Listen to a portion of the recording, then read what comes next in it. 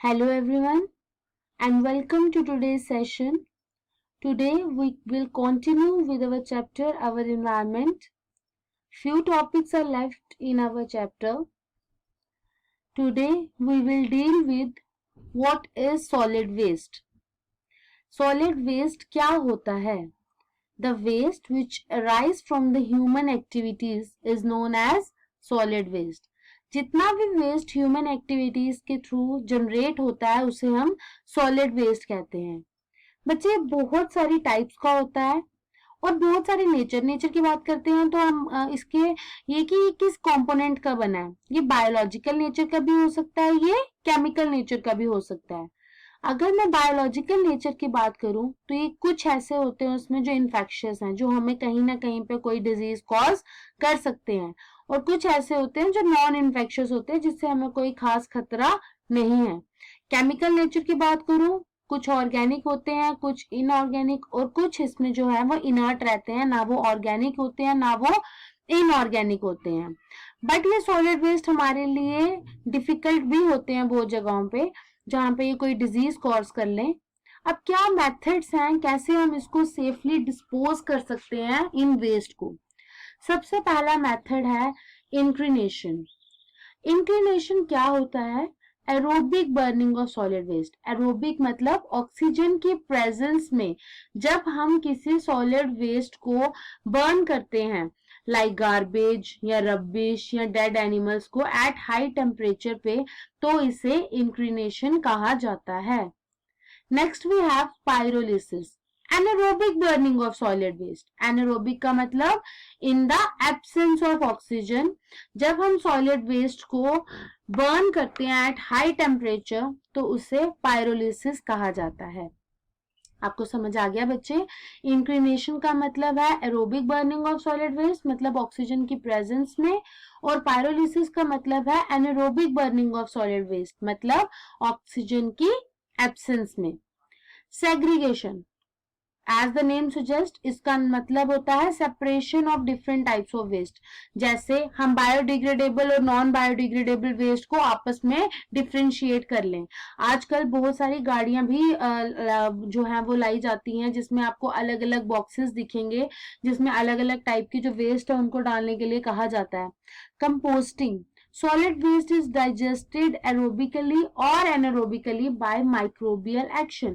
बच्चे जब हमने ऊपर बात की हमने बोला एरोबिक इंक्रीनेशन, एनारोबिक पायरोलिसिस. अब जब मैं कंपोस्टिंग की बात कर रही हूं तो इसमें एरोबिकली भी हो सकता है और एनारोबिकली भी हो सकता है, लेकिन कंडीशन क्या है कि माइक्रोब्स का एक्शन उस पर होता है, और माइक्रोब जहां पे भी होंगे वो डिकम्पोजर्स की तरह वर्क करते हैं और कन्वर्ट कर देते हैं उनको ह्यूमस में. अब ये ह्यूमस क्या होता है बच्चे? ये ह्यूमस मटेरियल आप इसकी बेस्ट एग्जांपल कहाँ देख सकते हैं? जब आप एक गार्डन की सॉइल लेते हैं और एक प्लेग्राउंड की सॉइल लेते हैं. प्लेग्राउंड की सॉइल जो होती है वो पूरी की पूरी बंजर होती है, उसमें कोई भी ह्यूमस प्रेजेंट नहीं होता. लेकिन जब मैं गार्डन की सॉइल बात करती हूँ तो उसमें that was rich of humus. आप उसमें कोई भी प्लांट ग्रो करवाओ वो फटाफट ग्रो कर लेगा. क्यों? क्योंकि उसमें माइक्रो ऑर्गेनिजम्स हैं, और वो माइक्रो ऑर्गेनिजम्स अपनी कम्युनिटी में क्या करते हैं, छोटे छोटे पोर्स बनाते हैं, मैन्यूर ऐड होती है, नीचे लेके जाते हैं, ऊपर लेके जाते हैं, कहीं ना कहीं पे वो वहां का ह्यूमस जो है वो इंक्रीज कर देते हैं. That is the moisture content. Moisture content का मतलब है जो ह्यूमिडिटी जो हमें चाहिए वो सब उसमें प्रेजेंट होती है एक ह्यूमस रिच सॉइल में. तो कंपोस्टिंग क्या होती है? एरोबिकली और एनारोबिकली किसी भी माइक्रोबियल एक्शन के थ्रू जब आप सॉलिड वेस्ट को डीजनरेट कर रहे हैं. इंक्रीनेशन जो पहले भी बात हो गई है, that is aerobic burning of solid waste. ये पिक्चर मैंने आपको यहाँ पे इंक्रीनेशन की दिखाई है. ये एक ऐसा डाइजेस्टर रहता है, इसमें सॉलिड वेस्ट डालते हैं और ऑन कर देते हैं एट हाई टेम्परेचर पे, जिसकी वजह से जो सॉलिड वेस्ट है वो डिग्रेड हो जाता है.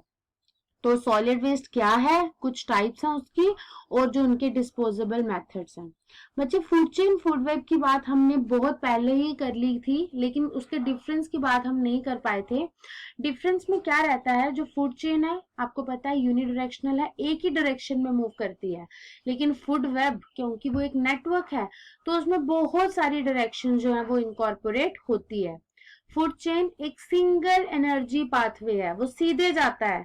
और फूड वेब जो है it is a network of food chains. बहुत सारी फूड चेन्स जो है वो मिलती हैं और फूड वेब बनती हैं।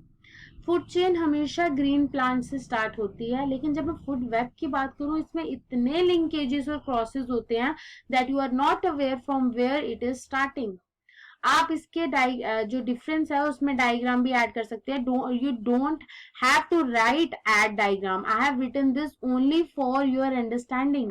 आप यहाँ पे डायग्राम बनाएंगे फूड चेन में भी और फूड वेब में भी, जो कि मैंने अपनी पहले की स्लाइड्स में दिखाई है। नेक्स्ट जो हमारे पास है बच्चे, आज हम लास्ट टॉपिक्स पे आ गए हैं। हमने ऑलमोस्ट सारे टॉपिक्स इस यूनिट के कवर कर लिए हैं, और अब जो हमारे पास हैं they are the question answers which are related to your topic. मैं कुछ क्वेश्चन आंसर्स के आंसर्स यहाँ पे नहीं लिख रही हूँ क्योंकि वो हमने पहले ही डिस्कस कर लिए हैं, सिर्फ जस्ट दूंगी और कुछ यहाँ पे समझाऊंगी।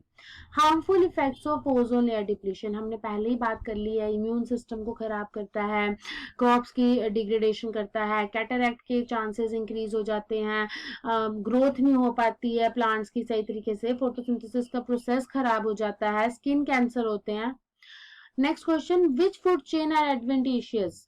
सबसे ज्यादा एडवेंटिशियस बच्चे टू स्टेप फूड चेन होती है जिसमें प्लांट और मैन रहते हैं। रीजन, प्लांट ने एनर्जी ली और सीधे किसको दे दिया, हमने प्लांट खाया, सारी एनर्जी हमें मिल गई, बीच में कोई भी एंटर नहीं हुआ, तो हमें सबसे ज्यादा एनर्जी मिलने के चांसेस इसी टू स्टेप फूड चेन में होते हैं।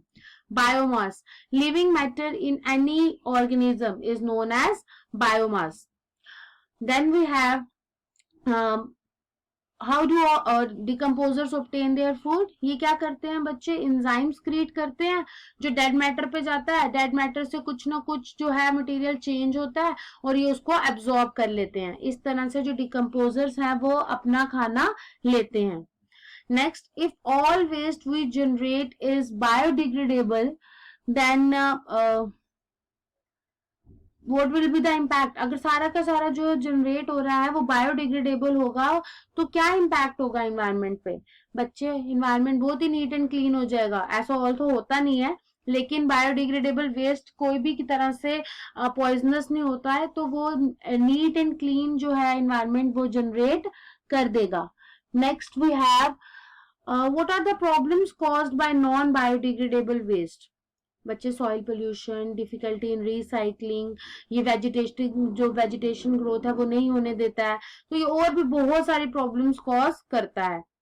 What will happen if all carnivores are removed? अगर हम सारे कार्निवोरस रिमूव कर देंगे तो ऑटोमेटिकली जो हर्बीवोरस हैं उनकी पॉपुलेशन इंक्रीज हो जाएगी और वो ज्यादा से ज्यादा प्लांट्स खाने शुरू हो जाएंगे, और जब ज्यादा प्लांट खाएंगे तो प्लांट बचेंगे ही नहीं, और प्लांट नहीं बचेंगे तो ये तो डेड लैंड बन जाएगी, लाइफ जो है वो खत्म हो जाएगी।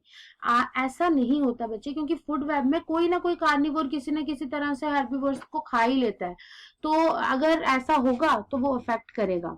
What will happen if we kill all the organisms in one trophic level? ये क्वेश्चन ऊपर वाले से रिलेट ही कर रहा है, क्योंकि अगर हम किसी भी एक ट्रॉफिक लेवल को किल कर देंगे तो जो उसका ऑटोमेटिकली नेक्स्ट वाला ट्रॉफिक लेवल है वो भी मर जाएगा, वो उस पर डिपेंड करता है फॉर द एनर्जी।